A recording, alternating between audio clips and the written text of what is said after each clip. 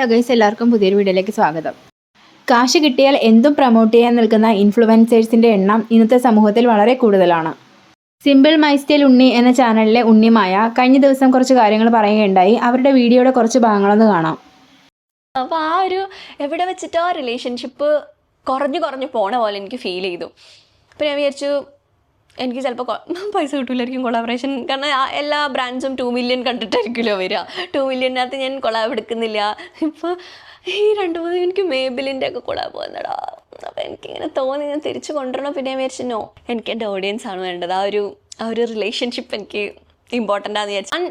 ഞാൻ അങ്ങനെ പറയാം, ഞാൻ ഇപ്പോൾ ഒരു പ്രോഡക്റ്റ്, ഞാൻ പ്രൊമോഷനിൽ ഒരു പ്രോഡക്റ്റ് കാണിക്കാന്നുണ്ടെങ്കിൽ ഇന്ന സ്കിൻ ടൈപ്പിന് ഇന്ന സ്കിൻ ഇഷ്യൂസ് ഉണ്ടെങ്കിൽ ഇത് യൂസ് ചെയ്യുക, അങ്ങനെ ഞാൻ പറയാറുള്ളത്. അപ്പോൾ നിങ്ങൾക്കറിയണം നിങ്ങൾക്കത് വേണോ, നിങ്ങൾക്ക് വേണമെങ്കിൽ മാത്രം അത് ആവശ്യമുള്ളൂ. അല്ലാണ്ട് നമ്മളൊരാൾ പറഞ്ഞെന്ന് വെച്ച് മാത്രം നമ്മളൊരു സാധനം എടുക്കരുത്. അത് നിങ്ങൾക്ക് ആവശ്യമുണ്ടോ, നിങ്ങൾക്ക് നല്ലതായിരിക്കുമോ നമ്മൾ അറിയണം. ആസ് എ കൺസ്യൂമർ നമ്മൾ അറിഞ്ഞിട്ട് വേണം നമ്മളത് മേടിക്കാൻ. അല്ലാണ്ട് അവർ പറഞ്ഞുകൊണ്ട് ഞാൻ മേടിച്ചു അത് അവരുടെ പ്രശ്നമാണെന്ന് അല്ല, അത് അവരുടെ പ്രശ്നം, നമ്മളുടെ പ്രശ്നമാണത്. നമ്മൾ വേണം നോക്കി കണ്ട് മേടിക്കാൻ വേണ്ടിയിട്ട്. പിന്നെ ഞാനിപ്പോൾ കുറവ് എടുക്കണം എന്താ വെച്ചാൽ, ഞാൻ കുറവല്ല എടുക്കണുള്ളത് വെച്ചാൽ ഞാൻ ഒരു രൂപയാണ്. നിങ്ങൾ ചിലപ്പോൾ ബാക്കിയുള്ളവരെല്ലാ വീഡിയോയിൽ കാണുന്നതുകൊണ്ടാണ് നിങ്ങൾക്ക് ഞാൻ കുറവായിട്ട് ഫീൽ ചെയ്യണത്.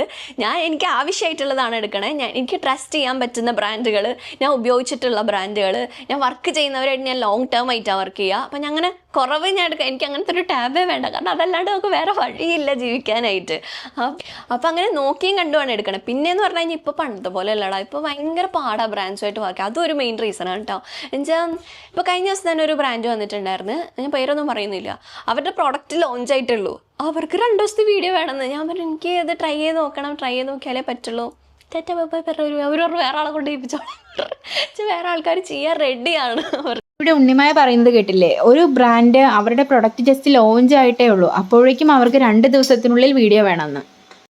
ഉണ്ണിമായ എന്ത് ചെയ്തു, ആ ഓഫർ റിജക്റ്റ് ചെയ്തു. അതായത് അവർക്ക് 2 ദിവസത്തിനുള്ളിൽ അങ്ങനെ പ്രൊഡക്റ്റിൻ്റെ എന്താ പറയുക റിവ്യൂ പറയാൻ പറ്റില്ല, അവർക്ക് യൂസ് ചെയ്ത ശേഷം മാത്രമേ റിവ്യൂ പറയാൻ പറ്റുള്ളൂ എന്ന് പറഞ്ഞിട്ട് അവരത് റിജക്റ്റ് ചെയ്തു.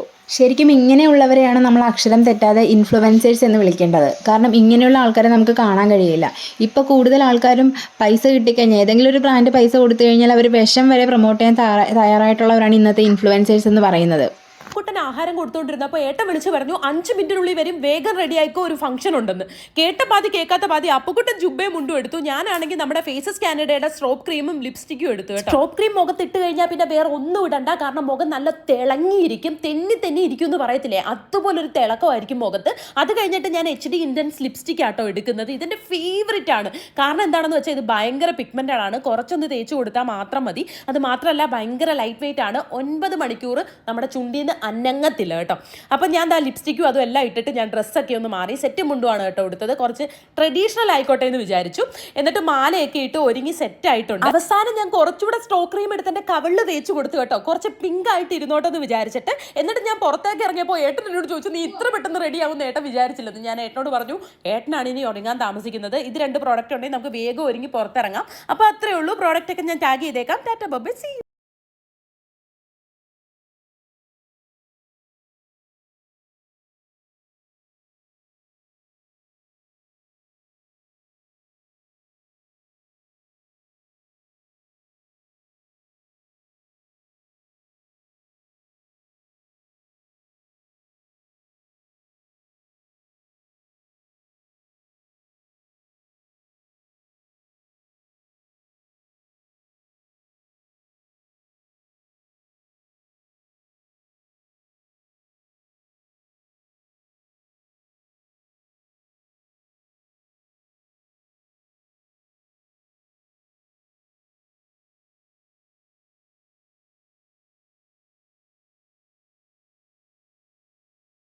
ഇത്രയധികം പ്രൊഡക്റ്റ് മുഖത്ത് വാരിയിട്ട് പ്രൊമോട്ട് ചെയ്യുന്ന ഇവരും നമ്മുടെ ഇൻഫ്ലുവൻസേഴ്സ് തന്നെയാണ്. അവർക്ക് തന്നെ അറിയില്ല അവർ എത്ര പ്രൊഡക്റ്റാണ് പ്രൊമോഷൻ ചെയ്യുന്നതെന്ന് പോലും.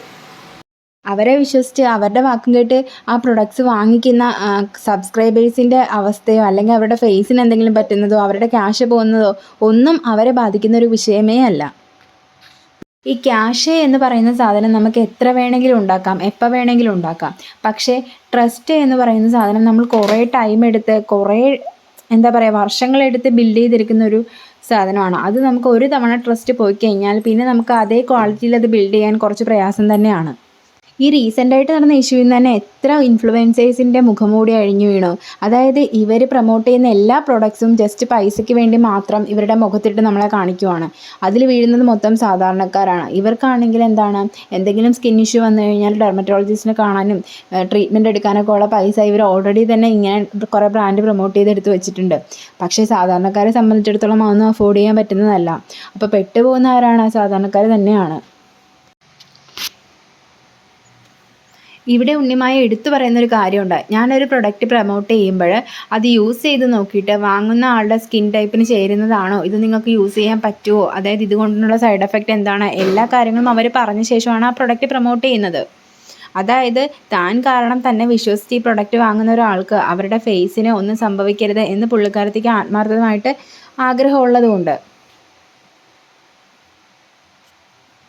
ഓരോ ദിവസവും ഓരോ പ്രൊഡക്റ്റ് പ്രൊമോട്ട് ചെയ്യുന്ന ആൾക്കാരെ നമുക്കറിയാം. നമ്മൾ ഡെയിലി കാണുന്നതാണ്. ഓരോ ദിവസം അവർ ഓരോ പ്രൊഡക്റ്റാണ് പ്രൊമോട്ട് ചെയ്ത് കാണിക്കുന്നത്. അത് അവർ ഉപയോഗിച്ചിട്ടുണ്ടോ അല്ലെങ്കിൽ അവർക്ക് എപ്പോൾ കിട്ടിയതാണ്. ചിലപ്പം പ്രൊഡക്റ്റ് യൂസ് ചെയ്യുന്നതിൻ്റെ അന്ന് കിട്ടിയതായിരിക്കും പ്രൊഡക്റ്റ്, അന്നായിരിക്കും നമ്മളെ കാണിക്കുമ്പോഴായിരിക്കും അത് പൊട്ടിക്കുന്നത് പോലും. ഇതൊന്നും നമുക്കറിയില്ല.